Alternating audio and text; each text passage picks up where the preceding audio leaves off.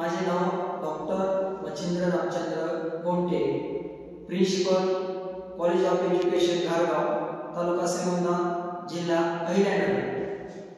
Doctor Babasaheb Marathwada university अंतर्गत UGC online literacy course digital management 3 March 2025 ते 15 मार्च 2025 या कालावधीमध्ये आयोजित केलेला आहे।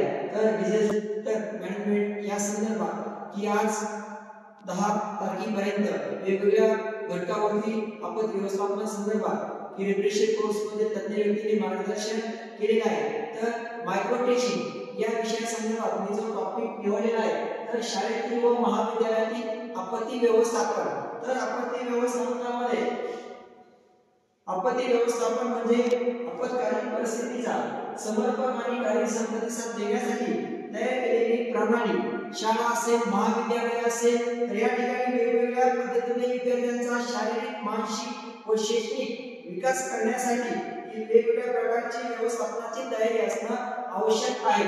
यामध्ये नैसर्गिक आपत्ती असेल, नैसर्गिक आपत्ती किंवा दुर्घटनेची परिस्थिती निर्माण झाल्यानंतर त्या ठिकाणी योग्य प्रकारचा प्रतिसाद आणि सुरक्षा मिळणे आवश्यक आहे। या सादरीकरणामध्ये शाळा आणि महाविद्यालयातील जे घटक आहेत तर ते महत्त्वाचे आहेत। तर आपत्ती व्यवस्थापनामध्ये अचानक ओढवलेली मोठी दुर्घटना किंवा संकट म्हणजे आपत्ती होय असं आपल्याला म्हणता येईल।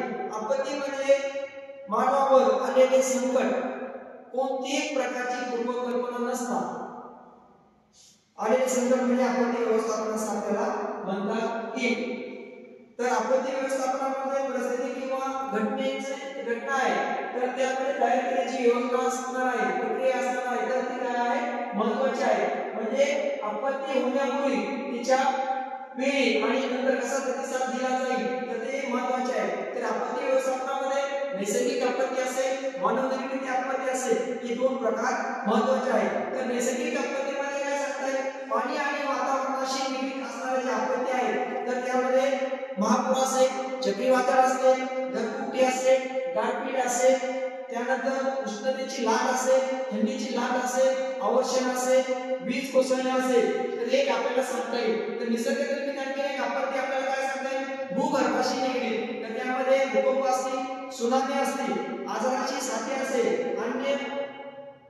अन्य विषबाधा असेल, रोग उत्पादक कारखाने असतील, याचबरोबर जैविक आपत्ती। तर जैविक आपत्तीमध्ये साथीचे रोग असतील, पशु पक्ष्यांच्या आहाराच्या साथी असेल, अन्नधान्य विषबाधा असेल, रोग प्रतिबंधात्मक योजना आपल्याला सांगता येईल। मानवनिर्मित आपत्तीमध्ये तर त्यामध्ये काय सांगता येईल, रासायनिक आपत्ती किंवा विविध अपघात, तर रासायनिक, औद्योगिक म्हणजे वायुगळती असेल, त्यानंतर औषधिक परीक्षण असेल, अणुभट्टी असेल, तेलगळती असेल, बॉम्ब हल्ले असेल, विद्युत अपघात असेल, त्याचबरोबर पायाभूत सुविधांचा अभाव ते आपल्याला सांगता येईल। त्याचबरोबर विविध अपघातामध्ये काय सांगता येईल, रस्त्यांचे अपघात असतील, त्यामध्ये रेल्वे अपघात असतील, बोटीचा अपघात असेल, त्याचबरोबर तेल त्यामध्ये अपघात असतील, जंगलातील अनुभव असेल, बॉम्ब स्फोट असतील, इमारती कोसळणे असतील, युद्ध असतील, दहशतवाद असेल, चेंगरे असेल, युद्ध असेल, हे आपल्याला मानवनिर्मित आपत्तीमध्ये सांगता येतील।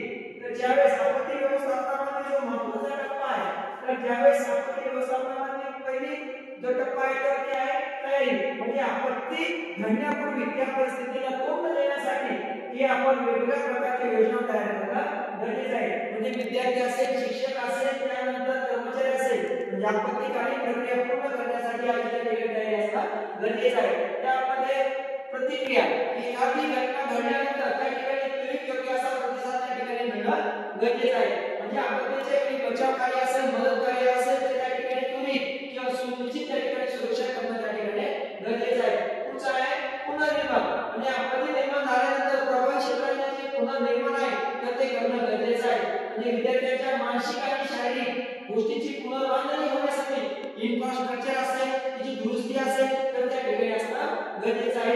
निवारण म्हणजे भविष्यकालीन एखादी आपत्ती कमी करण्यासाठी आपल्याला वेगवेगळ्या प्रकारच्या उपाययोजना करणं गरजेचं आहे। तर त्यामध्ये आपल्याला सांगता येईल, समजा भौतिक सुविधांमध्ये इमारत उभी करत असताना टी आकाराची इमारत असेल, पी आकाराची इमारत असेल, एल आकाराची इमारत असेल, म्हणजे कोणत्याही प्रकारची भौतिक घटना किंवा मानवनिर्मित घटना घडू नये यासाठी शाळा आणि महाविद्यालयाची संरचनात्मक सूचना आहे, लोकांची प्रशिक्षण क्षमता आहे, तर ती जागरूक करणे किंवा वाढवणं गरजेचं आहे.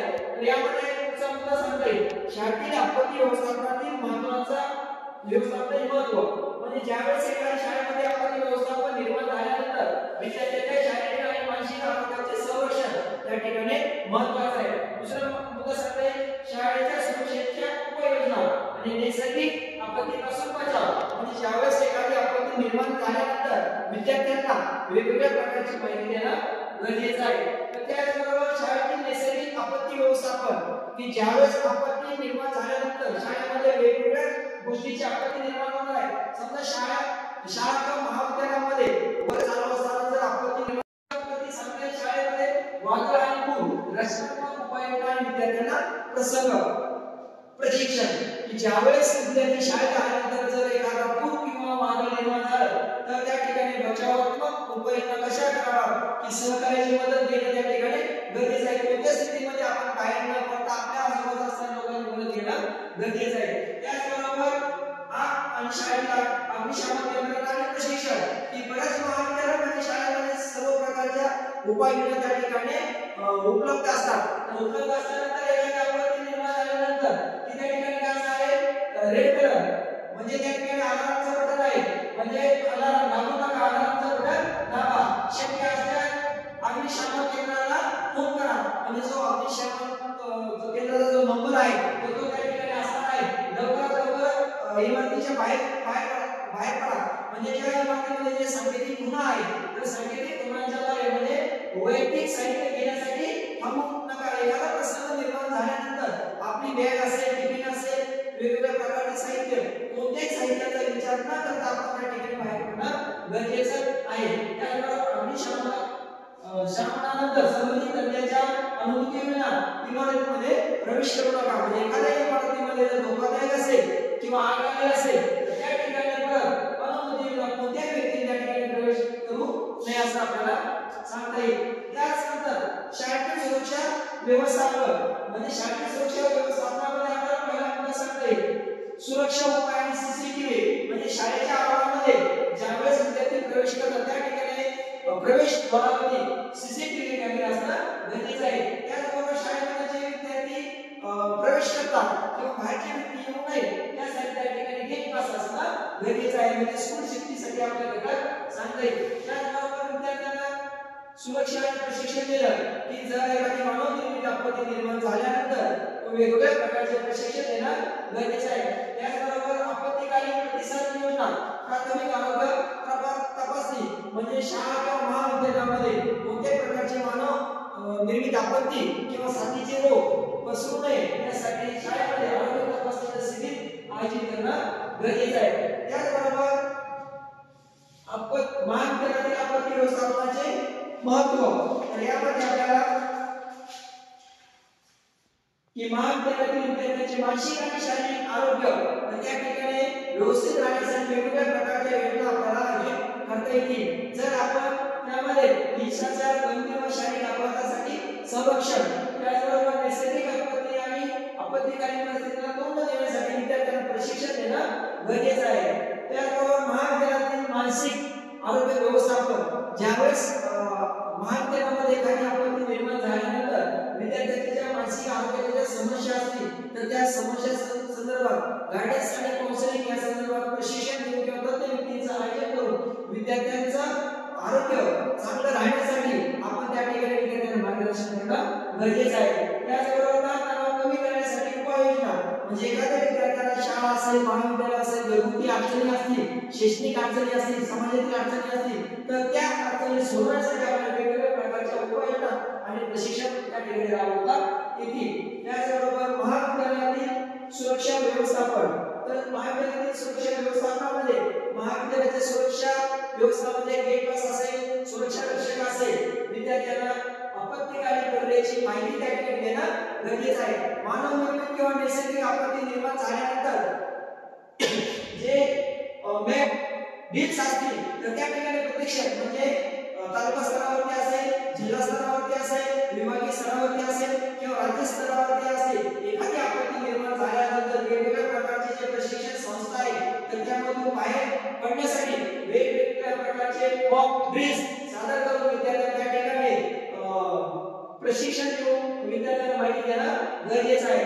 त्याचबरोबर की महाविद्यालयात नैसर्गिक आपत्ती निर्माण झाल्यानंतर म्हणजे भूकंप असेल, वादळ असेल, पूर असेल, या घटनांमध्ये विद्यार्थ्यांची सुरक्षा व्यवस्थित राहण्यासाठी आपल्याला वेगवेगळ्या योजना आपल्याला सांगता येतील. आपत्तीकालीन जो प्रतिसाद आहे तर त्यामध्ये प्रणाली आणि रचनात्मक उपाययोजना ही आपल्याला सांगता येतील. तर त्यामध्ये की वास्तविक जीवनातील म्हणजे वास्तविक जीवनातील आपल्याला उदाहरणे म्हणजे शाळा आणि महाविद्यालयामध्ये जे घडलेल्या घटना आहेत की 2015 मध्ये नेपाळमध्ये जो भूकंप झाला तर त्यामध्ये शाळेच्या प्रतिसादामध्ये की नेपाळमध्ये जो भूकंप आहे 7.8 तर त्यामुळे शाळा आणि महाविद्यालयाचे सर्वात मोठे जे नुकसान झालं होतं तर ते नुकसान झाल्यानंतर की वेगवेगळ्या प्रकारच्या प्रतिक्रिया किंवा जे योजना आहेत तर त्यामध्ये वेगवेगळ्या प्रकारच्या योजना राबवलेल्या आहेत. उदाहरणार्थ भूकंपानंतर शाळेमध्ये त्वरित आपत्ती व्यवस्थापन प्रतिसाद त्या ठिकाणी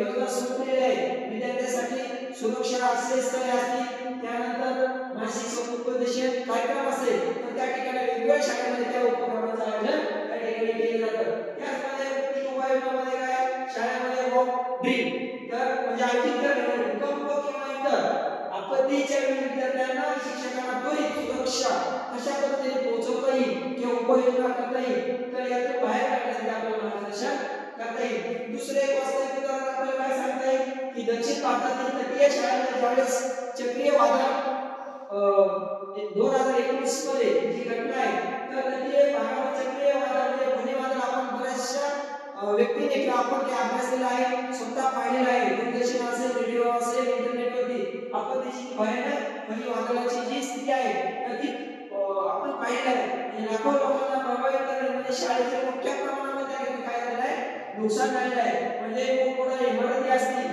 तर त्या विद्यार्थ्यांना वाईट परिस्थितीवर सुरक्षित जागेवर नेण्याचे प्रशिक्षण त्या ठिकाणी दिलं जातं असं आपल्याला म्हणता येईल. त्याचबरोबर विद्यार्थ्यांना सुरक्षा वर्धक कार्यक्रम तयार करणे, चक्रीवादळ करणे आपल्याला सांगता येईल.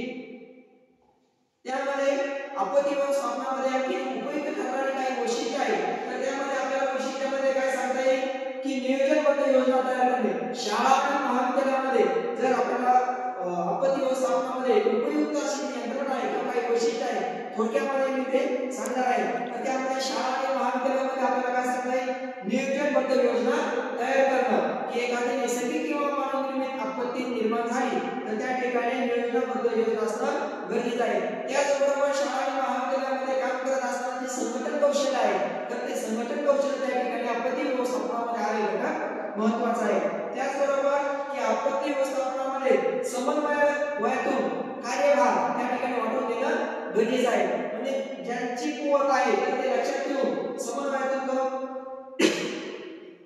कार्यभार वाटून देणं गरजेचं आहे. त्याचबरोबर आपत्ती व्यवस्थापनामध्ये जे कार्याची सुनिश्चित असे जे धोरण आहे तर ते धोरण त्या ठिकाणी ठरवणं गरजेचं आहे.